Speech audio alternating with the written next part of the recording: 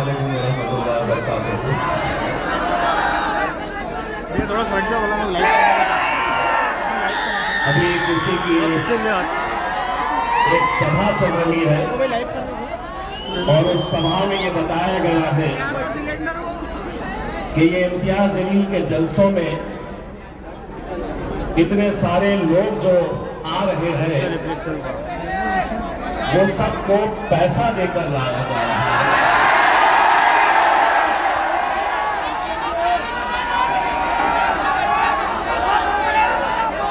Cycle पे घूमने वाले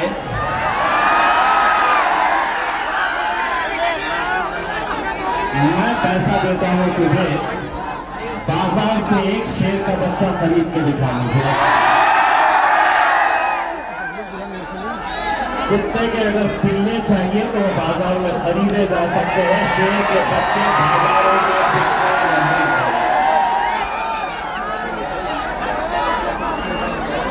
मैं यहाँ पर माजिद साहब को ये कह रहा था कि माजिद भाई, आपके लिए जो मेरे औरंगाबाद की आवाम जिस तरीके से मोहब्बत से आपको बुला रही थी, मुझे डर ये लग रहा है कि अगले बार कहीं माजिद साहब को औरंगाबाद से खड़े कर दे तो मेरा टिकट बन जाएगा। लेकिन माजिद भाई, मैं औरंगाबाद की आवाम की तरफ से एक दरखास्त ये करना चाह रहा हूं कि बहुत सारे लोग पैरों में आ रहे हैं, कुछ पाउडर हमारे पास भी भेजिए, हम भी रसीद चाहते हैं। जिसको जो भाषा समझ में आती है उस भाषा में जवाब देते हैं इंशाअल्लाह।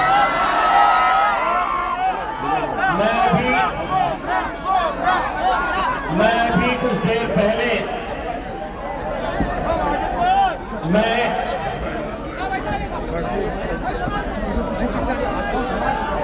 हिंदुस्तान के गृह मंत्री अमित शाह का एक भाषण सुन रहा था, जिन्होंने महाराष्ट्र के अंदर एक इलेक्शन की सभा में भाषण दिया और उन्होंने ये कहा कि जब तक भारतीय जनता पार्टी हुकूमत में है हम मुसलमानों को रिजर्वेशन नहीं देंगे। मुरमुरे के थैले, मैंने उसको नहीं बोला, मेरे को अचानक एक दुकान यहां पे दिखी, उसमें के मुरमुरे का थैला था, मैंने उनको नहीं बोला जिसके बारे में तुम सोच रहे हैं। लेकिन उनको ये कहना चाहता हूं, हम कौन तुमसे खैरात मांग रहे हैं? अरे मुसलमान इस मुल्क के अंदर जिएगा तो तुमसे कुछ मांगने वाला नहीं है। डट कर, सीना चौड़ा कर सर ऊंचा करके चलना हमको बैरिस्टर असदुद्दीन अवैसी साहब ने सिखाया है। कुछ देर पहले मैं यहाँ के जय भवानी नगर के अंदर गया, वहां के बहुत सारे मराठा मेरे भाइयों ने मेरा इस्तकबाल किया, बहुत मोहब्बत से उन्होंने अपने घरों में लेकर गए। उन्होंने वादा किया कि हम आपके साथ खड़े रहेंगे क्योंकि आप हमारे जरंगे पाटिल साहब के साथ खड़े हैं। लेकिन जब वापस आ रहा था तो भारतीय जनता पार्टी के कुछ कार्यकर्ता मेरे गाड़ी के सामने आए और मेरे गाड़ी के सामने आकर नारा लगाना शुरू कर दिए, जो हिंदू हित की बात करेगा वही देश पर राज करेगा। मैंने कहा, मीडियांनो, हे देशाचं इलेक्शन नाही आहे, हे राज्याचं इलेक्शन आहे, हे महाराष्ट्राचं इलेक्शन आहे। एक बुंगारी अतुल साले का पैसा लेकर झूमकर मेरे गाड़ी के पास आए, ओ साहेब तुम्ही आमच्या एरियामध्ये कशाला आले? मी म्हटलं तुझ्या बापाचा एरिया आहे का? करून घेतली बोली क्या है एरिया जी? अरे खासदार हो तो central Aurangabad, east Aurangabad, west Aurangabad, Kannauj, Gangapur, Rajapur, या सगळ्याचा खासदार होतो माझ्या एरियामध्ये. अरे एरिया कुत्र्यांचा असता, माझ्या नादाला लागू नको रे बाबा. मेरे भाइयों, मैं पिछले कुछ दिनों से लगातार आप लोगों के बीच रह रहा हूं. अल्हम्दुलिल्लाह मैंने अपने कायद बैरिस्टर असदुद्दीन अवैसी साहब से उनकी जो दीवानगी है, मैंने हिंदुस्तान में ऐसा कोई शख्स नहीं देखा जो चंद घंटे की सिर्फ नींद लेते हैं, 2 दिन लगातार यहां पर पदयात्रा करे, शोलापुर का जलसा. आज सुबह मालेगांव गए, जहां हमारे मुफ्ती साहब उन्हें हार्ट अटैक आने की वजह से वो एडमिट है. वो वहां पर उनके लिए पदयात्रा करने के लिए गए. मैंने उनसे ये चीज सीखी कि ये आवाम है तो हम हैं, लेकिन कुछ दिनों से तबीयत कुछ नासाज है. दिन में 3 मरतबा डॉक्टर मोहसिन आबिदी साहब डॉक्टर घर पे भेजते हैं सलाइन चढ़ाने के लिए. डॉक्टर साहब ने मुझसे कहा कि आप कम से कम 1-2 दिन हॉस्पिटल में एडमिट हो जाइए, ताकि आप पूरी तरह से अच्छे हो सके. मैंने डॉक्टर साहब से कहा कि अभी तो इलेक्शन का वक्त है, 1-1 घंटा कीमती है, और आप मुझसे 2 दिन हॉस्पिटल में रहने की बात कर रहे हैं. मैंने हंसते हंसते डॉक्टर साहब को कहा, डॉक्टर साहब मैं ऑलरेडी एक डॉक्टर से परेशान हूं.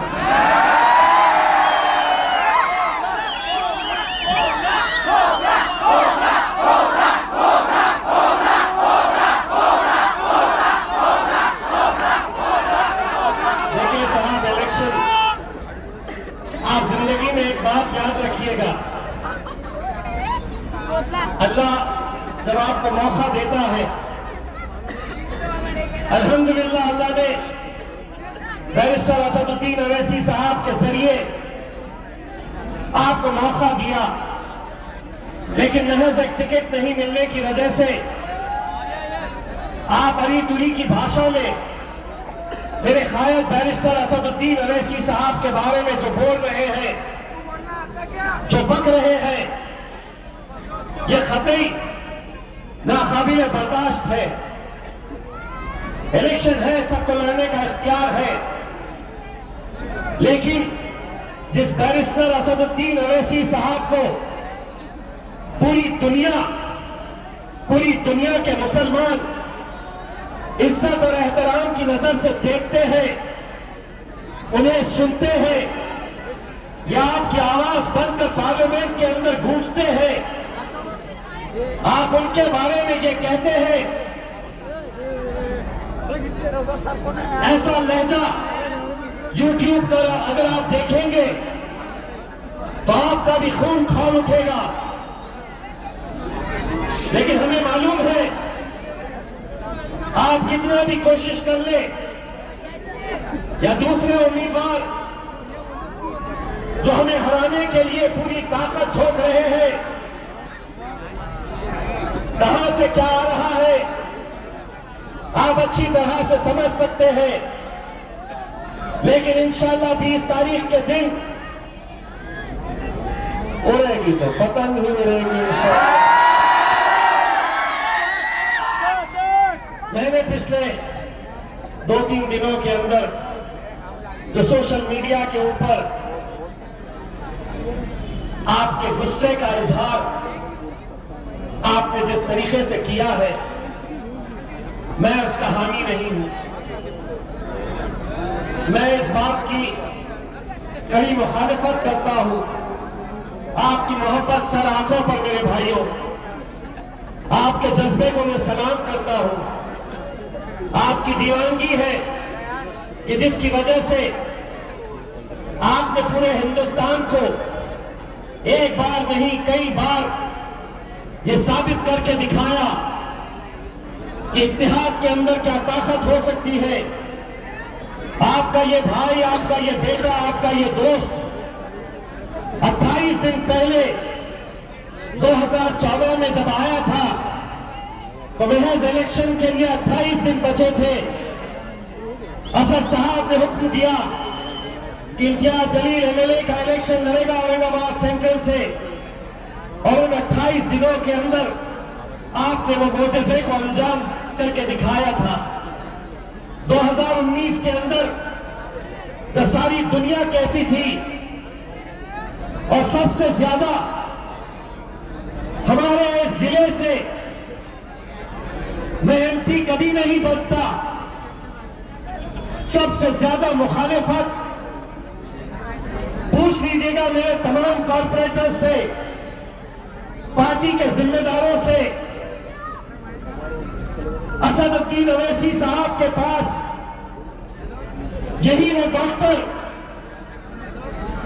सभी के बीच में उन्होंने कहा था कि असद साहब आप पूरी ताकत लगा ले, हम औरंगाबाद से एमपी की सीट जीत नहीं सकते हैं, हमारा वक्त जाया जाएगा, हमारा पैसा बेकार होगा, लेकिन हम हासिल कुछ नहीं कर सकेंगे। उन्होंने असद साहब को हिसाब करके बताया था कि अगर आप जरा पीछे हो जाइए भाई साहब, ये तो नीचे झुक के बैठ जाएंगे, झुक के बैठिए, बैठिए नीचे, बैठिए नीचे, बैठिए बैठिए नीचे, चलिए बैठिए नीचे, बैठिए बैठिए साहब, बैठिए नीचे, बैठिए।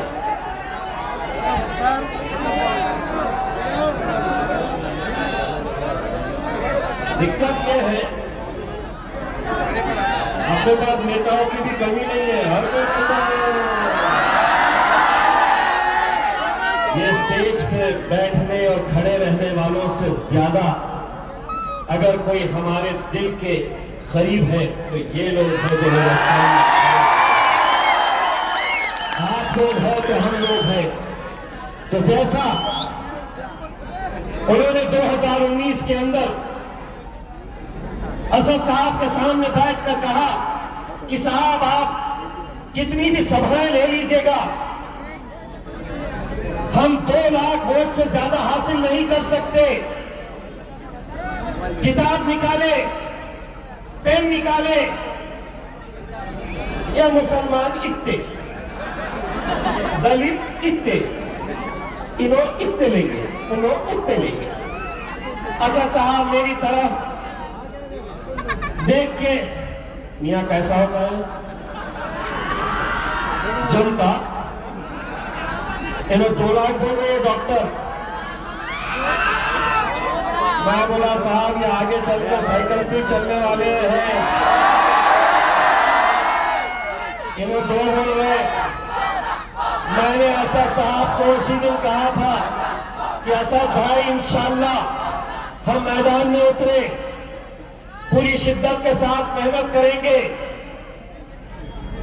मेरे कॉर्पोरेटर्स परेशान रहते थे, यार ये इम्तियाज भाई का गणित क्या कह रहा है, एमपी कभी यहां से जीता नहीं है, इतने साल हो गए हैं, 40 साल पहले, 39 साल पहले एक एमपी जीत कर आए थे मुसलमान, और अब ये इम्तियाज जलील को क्या हो गया, एमएलए जीत गए, बोले एमपी भी जीतना है, कैसे मुमकिन है। मैंने असद साहब को कहा, असद साहब आप सिर्फ लब्बैक कहिएगा, मुझे अपनी आवाम के ऊपर यकीन है, भरोसा है।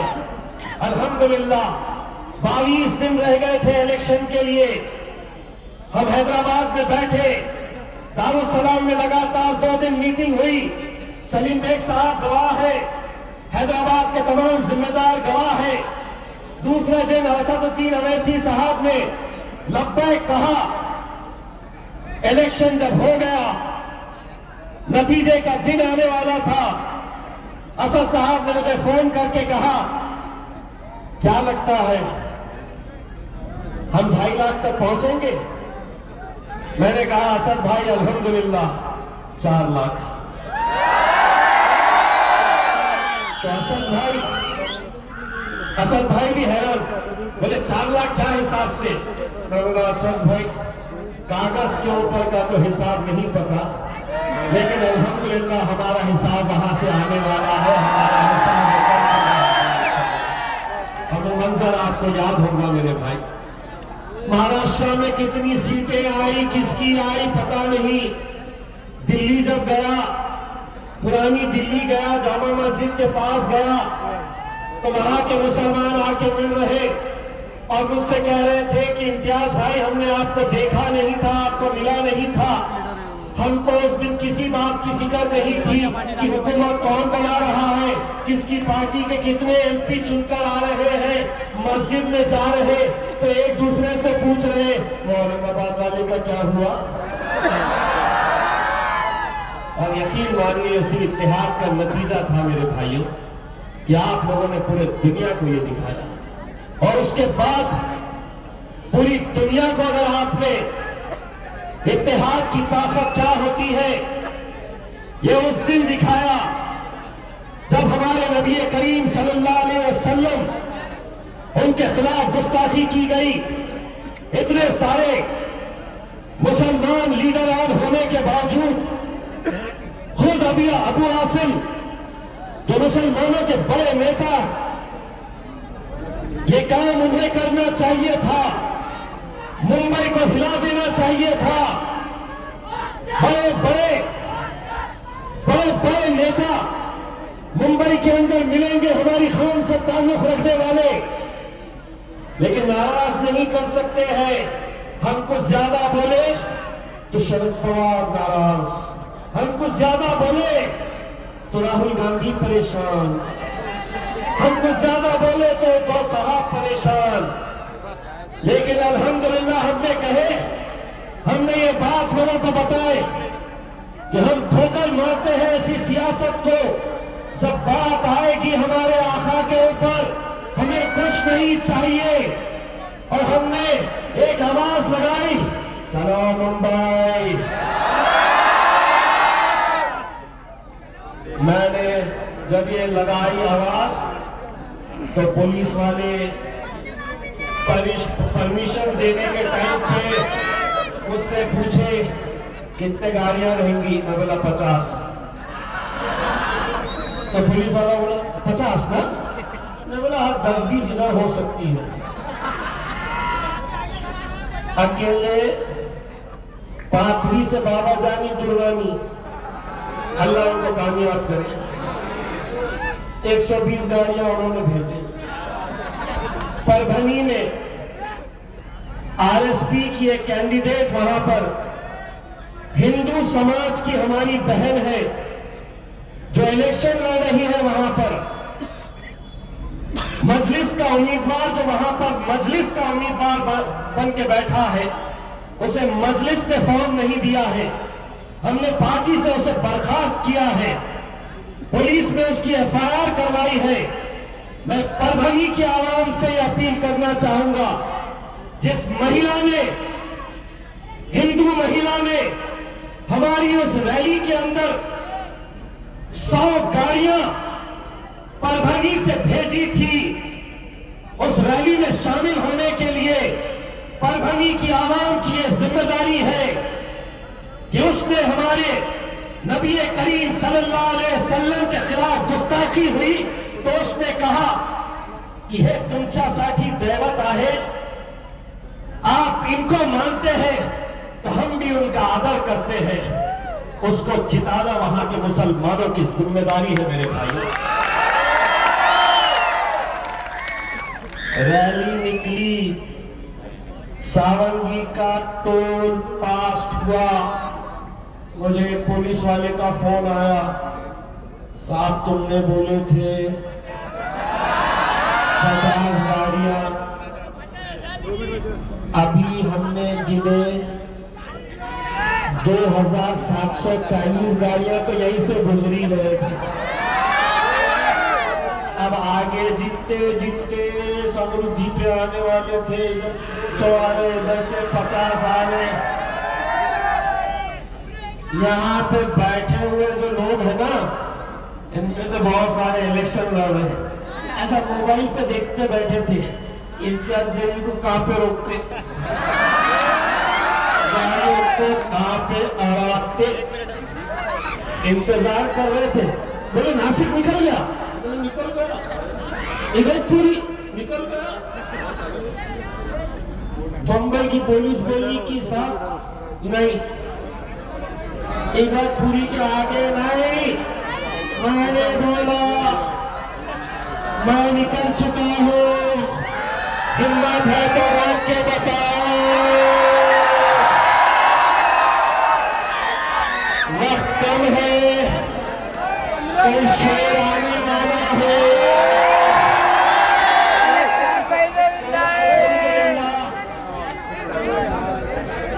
अकबरुद्दीन अवैसी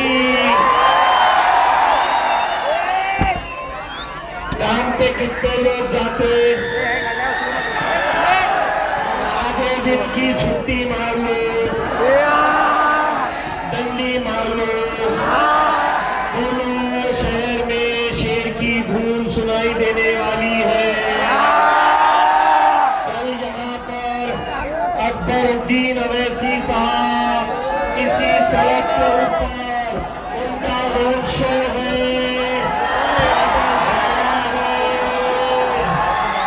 दोपहर में 2 बजे ज़ोहर की नमाज पढ़ो, दुआ करो कि मजलिस यहाँ से कामयाब हो जाए।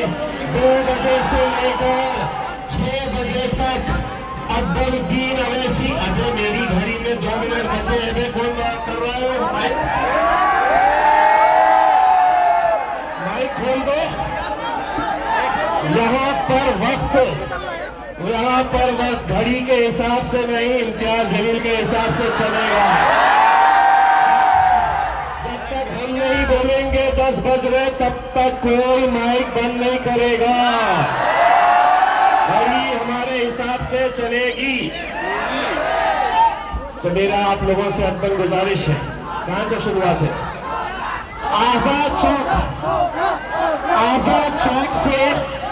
आजाद चौक से दोपहर में 2 बजे शहींशाह अकबर आप लोगों के बीच रहेंगे, आप लोगों के साथ रहेंगे। और मैं दरख्वास्त करना चाहूंगा, जो रोड शो रहेगा, अगर रोड शो के पीछे कोई बंदा साइकिल के ऊपर आना चाहे तो आ सकता है।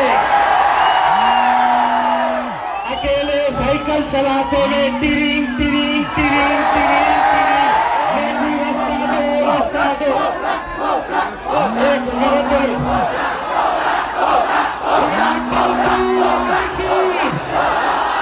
असदुद्दीन